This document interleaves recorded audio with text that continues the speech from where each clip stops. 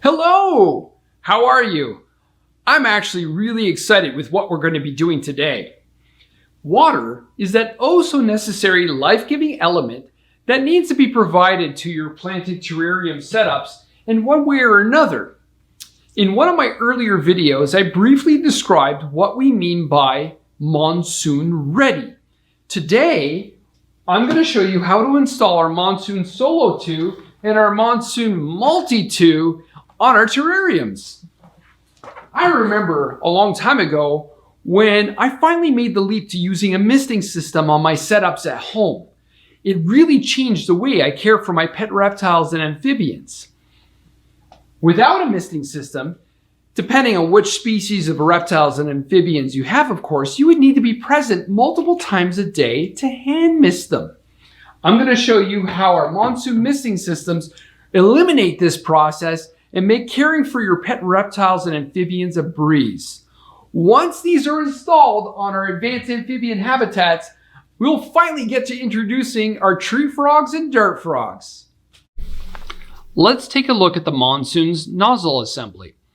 It will always come pre-assembled with a suction cup on the foot of the nozzle. Remove this.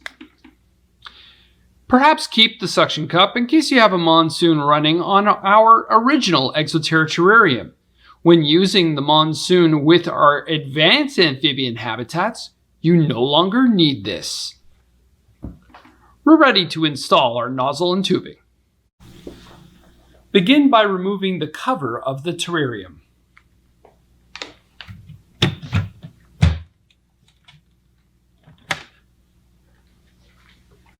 Okay, I like to begin by installing the nozzle first and working my way backwards, securing the tubing onto the hooks found on the inside of the top frame.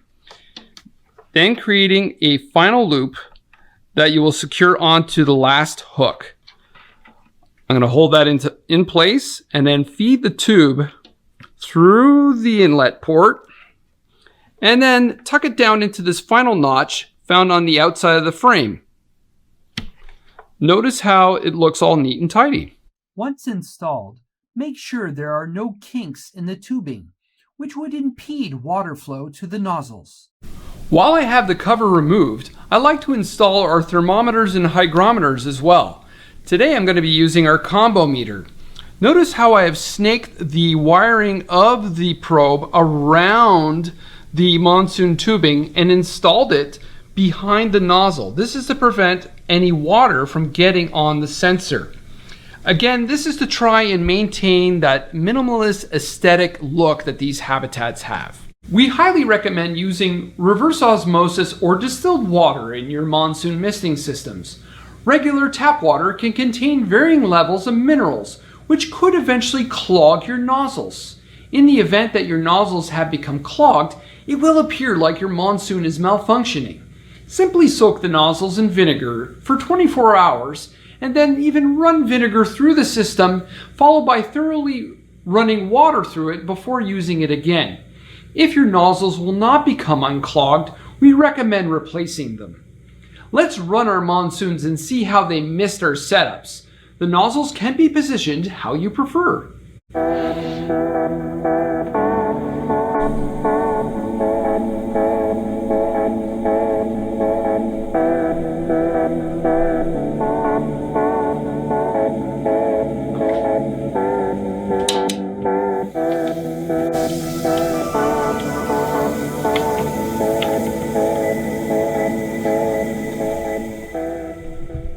Let's add some springtails to our habitats. They'll be our frogs' chosen cohabitants.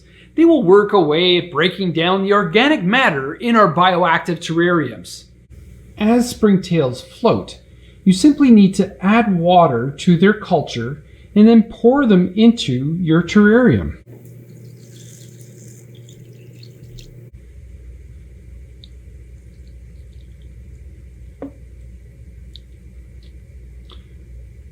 Your dirt frogs will probably love to eat these, but the tree frogs will probably leave them alone.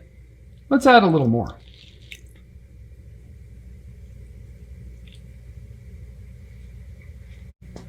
Let's go through the final steps to ensure that our habitats are prepared for the introduction of our frogs.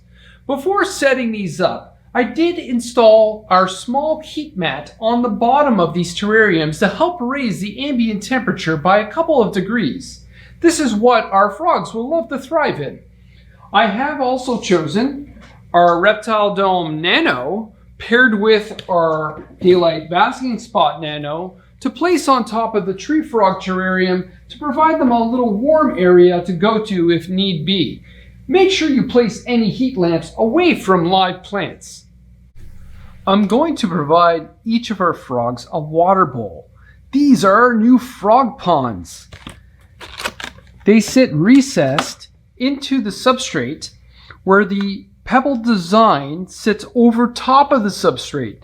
This is to prevent the frogs from tracking any debris into the water.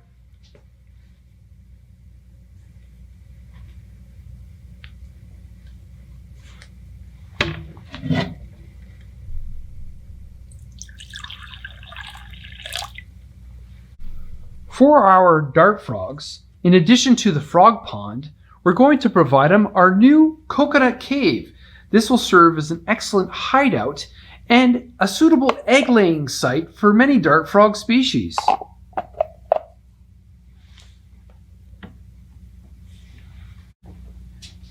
Just before I introduce you to the stars of our videos, I'm going to be adding a few little extra finishing touches to our habitats. I'm going to add some Bromeliads and a Tillandsia to our setups.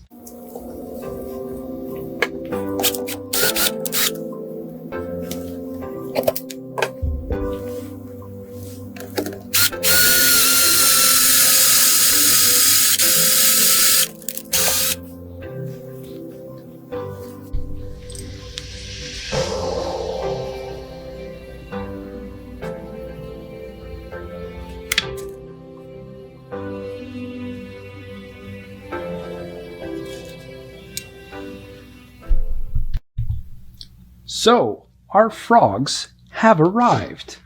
Meet our pair of red-eye tree frogs, or Agalichnus caladrius.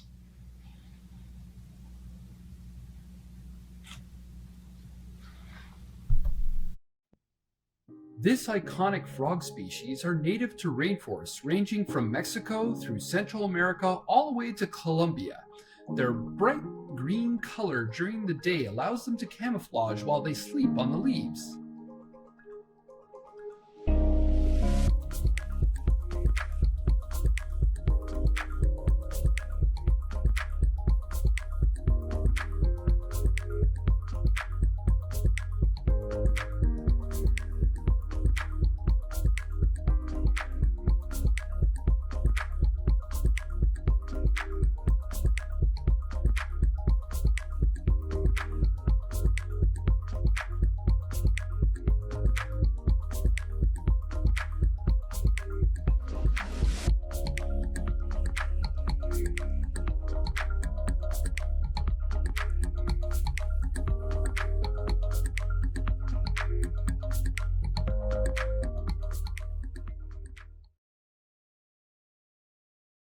Our chosen dart frog species is the blue poison dart frog, or Dendrobates tinctorius azureus.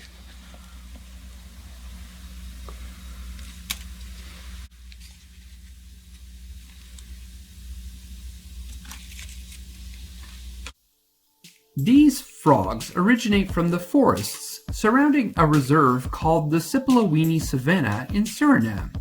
Yes, I did say poison dart frog. However, they have been scientifically proven to nearly lack all of their poison, as their captive diet does not include the stinging ants and other insects they would be eating in the wild. I will be feeding our blue poison dart frogs a variety of flightless fruit flies and pinhead-sized crickets.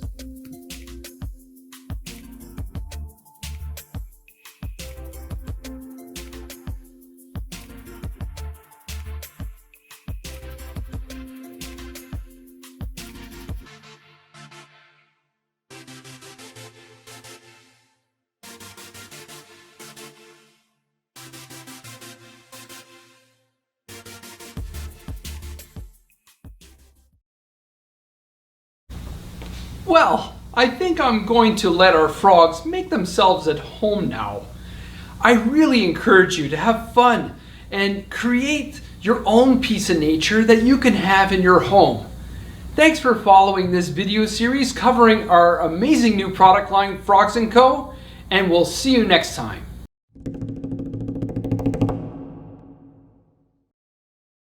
Find us on social media or visit exoterra.com. Exo Terra. Make your reptiles feel at home.